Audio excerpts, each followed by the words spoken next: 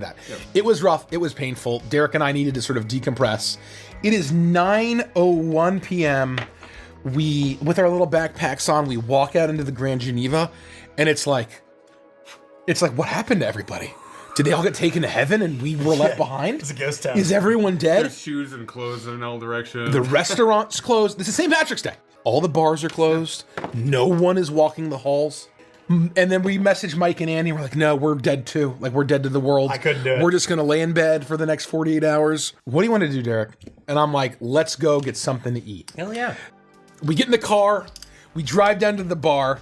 And we're like, is it closed? It's like pitch black in there. And like, we park the car. We open the door. And there are like 3 people. There's a bartender. And there's like a table of 3 people. And they're like... And we're like, okay, so we walk up to the bar and we're like, and there was like one guy hitting on the bartender, and we're like, oh, sorry to interrupt, but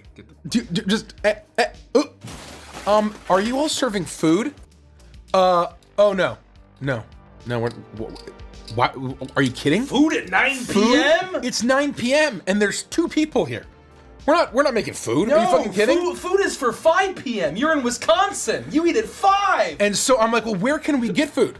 And well, there's fast food. Like, your only options are fast food and this little Italian place that's allegedly not fast food. I didn't say this, but I wanted to be like, are you fucking kidding me? It's St. Patrick's Day. And it's 9:15 p.m. And so we walk back out, we get in the car, we punch in the coordinates to this little Italian joint, and we drive through the center, the heart of Lake Geneva, Wisconsin, where all the bars are, on St. Patrick's Day night at 9:20. You could have been doing donuts, spinning our tires in the middle of the main thoroughfare. We finally make it to this little Italian joint down a side road, and we sit down, and this guy's like reading a newspaper at one of the tables. You know, we get in. Hey, oh, you guys are from the convention. They love us up there. Take some menus. Spread the word. And so we sit down, and we have this lovely waitress that was similar to a kite. On another plane of existence. On another plane of existence. I imagine that when Derek and I were speaking and trying to put in orders, we sounded like the parents from Charlie Brown. Because she was like, wait, what? I'm sorry, what did you, wait, hold on. What? Wait, so you want chicken parmesan, but you want spaghetti? That's different from chicken parmesan. No, it says choice of pasta here under chicken parmesan. I just want to know what my choices of pasta are. Sorry, I forget, like, let me go check. So she goes back, and like 3 minutes later, you guys ready to order? I'm like, well, what are my choices of pasta? Oh, shit, that's sorry. what I was doing. I forgot. So she shit. goes back, and I'm like, I'll have the chicken parmesan with the spaghetti, with the rosé sauce, please. And okay. I turned to her and I said, what did you order? Yes, I'd like to have a meatball sub, and I'll have it with the garlic bread, please. And she's like, oh my God. And so she goes back, and then 2 minutes later she came back and she said, spaghetti, right? And I'm like, yes, spaghetti. I want the chicken parmesan. And my choice of pasta is the spaghetti with the rosé sauce. Too bad. And would you like this special sparkling water? Finally, the food comes out, and I have a plate of spaghetti with a single pathetic meatball in the middle of it. And I got the meatball sub. And no chicken parm. No chicken parm. His meatball was 66% the size of my meatball. Just make all the meatballs and put some in the sandwich and some on the... What kind of meatball? I'm not kidding. It was the size of a golf ball. It was this. And I want to turn to her. I'm like, I am a 35-year-old man. You think this is what I ordered?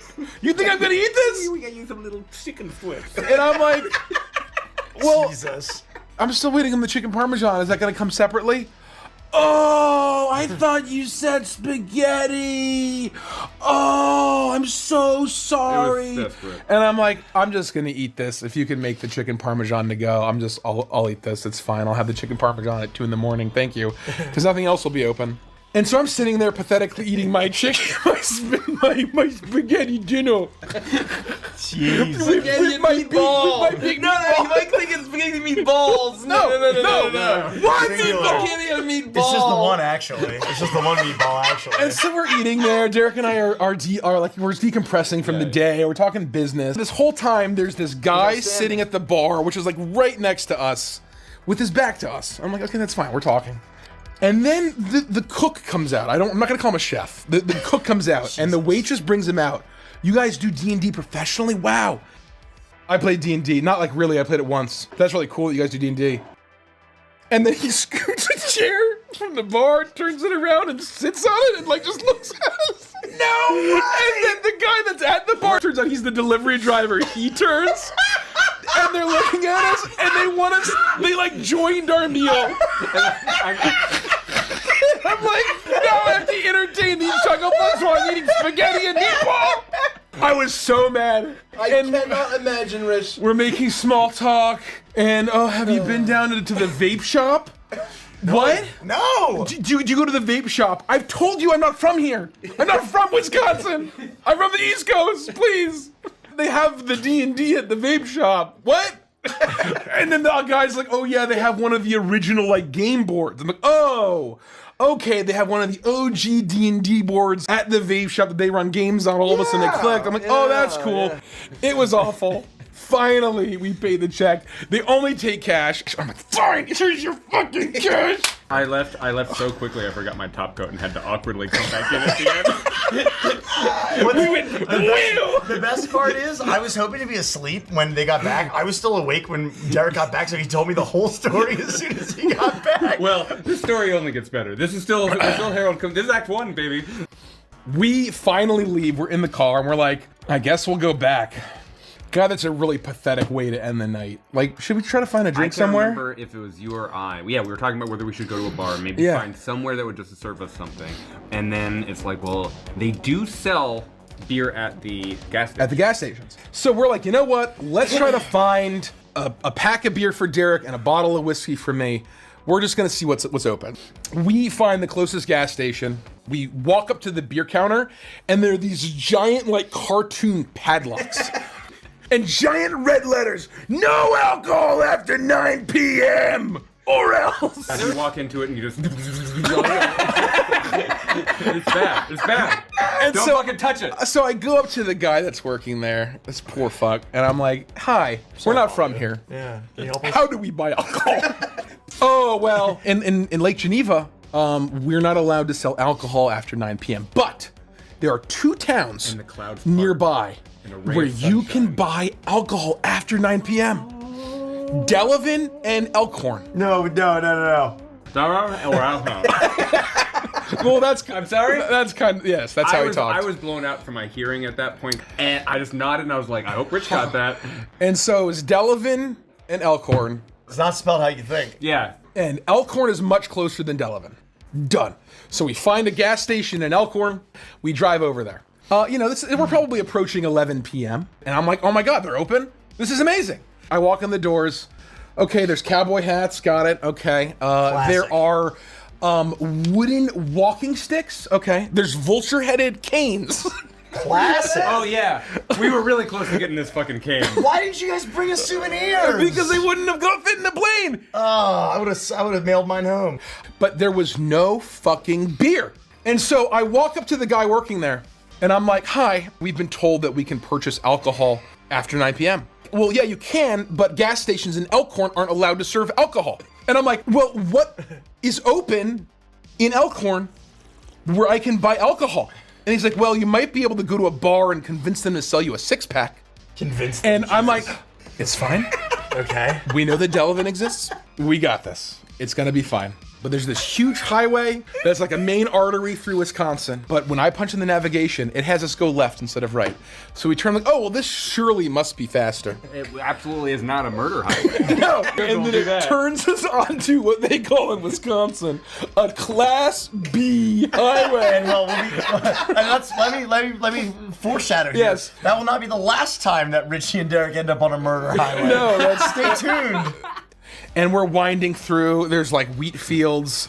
And so we finally get to the gas station at Delavan. We walk in, there's beer, there's wine, You see it. all the lights are on. We're like, Derek, we did it! We did it! Yes! We walk up to the fucking beer handle. I pull on it. What? What do you mean? What? What? No! And I look up to the left. No alcohol sales after midnight. I look at my phone. 12:06. Oh, it's not locked up. I'm like, well, this bottle of liquor, like this is right here. Yeah. Like, please, can I pay you for this? I cannot help And you. they're like, no, our machines won't even scan it. Like one of us would have to break the law. Like you'd have to steal it, or we'd have to like steal it for you. And we both look at each other. And at this point, you're both desperate men. In Brutal. defeat, we walked out of this gas station in Delavan, Wisconsin, and we drove in silence. Yeah, no music. No music. just. We get back. I park, and I turn to Derek and I say, "It was worth a shot." See, I'm glad I wasn't there because you guys would have blamed my Baba Yaga curse. Probably. Derek went right. I went up the stairs, and then we went to bed. Yeah. And then Derek recounted the whole story to me when he walked in. Yeah, because you're still up for some reason. And I looked at Derek and I said, "How mad is Rich right now?" I was like, you know what? I think we're gonna be okay. Yeah, I think it we're gonna was. be okay. You know, it's a great story in any way.